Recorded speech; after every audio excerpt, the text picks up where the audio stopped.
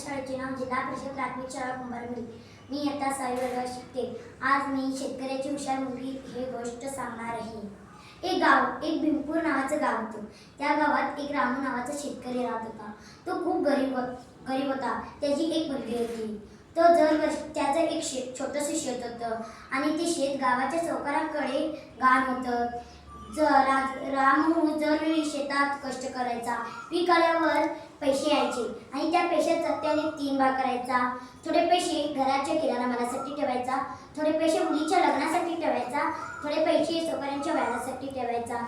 अशा प्रमाणे त्यांनी सगळं 3 भाग केले. तेव्हा सावकार व्याज घेण्यासाठी आला आणि अरे रामू म्हणून चिरकला. तेव्हा रामू घराच्या बाहेर आला व त्याच्या मागे त्याची मुली शिवानी पाणी घेऊन आली. शिवानी खूप सुंदर होती दिसायला. सावकाराचं नजर शिवानीवर पडलं. त्याने व्याज घेतलं आणि तिथनं निघून गेलं आणि त्याला विचारलं, तू मुलीचं लग्नाचं काय ठरवलंय काय नाही? रामू म्हणाला, हां तेच तयारी चालू आहे सावकार असे म्हणाला. ते म्हणून सावकार तिथून निघून गेला. दरवर्षी सारखं एके वर्षी रामू शेतात बिया पेरली आणि सगळं पिकत नीट आलं, पण ऋतूने त्याचे साथ दिले नाही.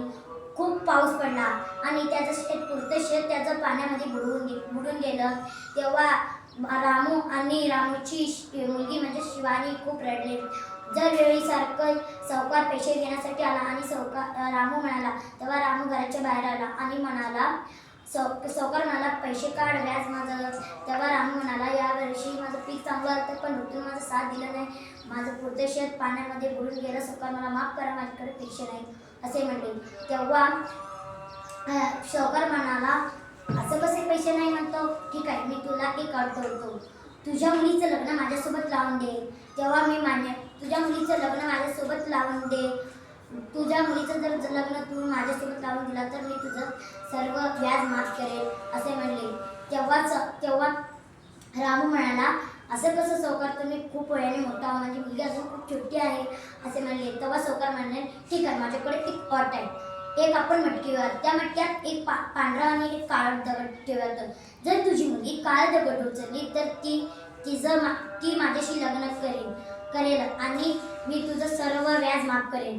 आणि जर तुझी मुलगी पांढरा दगड उचलली तर तिला माझ्याशी लग्न सुद्धा करावं नाही लागणार आणि तुझं सगळं व्याज सुद्धा माफ होईल असे म्हणल्यास सावकाराची मुलगी हो म्हणाली.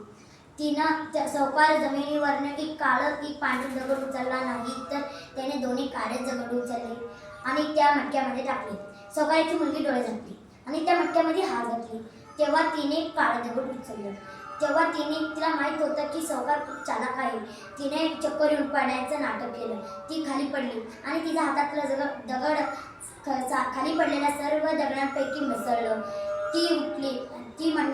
सावकार म्हणाला, आता कसं समजायचं की तिने पांढरं दगड उचललं काय काळं असे म्हणल्यावर मुलगी उठली. तेव्हा ती म्हणाली, मी सांगते मी कुठलं दगड उचलले.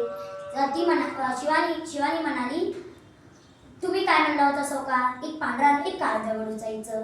तर आता मी मटक्यातलं पांढरं दगड उचलले तर काळंच दगड राहणार ना. मटक्यात कुठलं दगड आहे आपण पाहू असे म्हणले.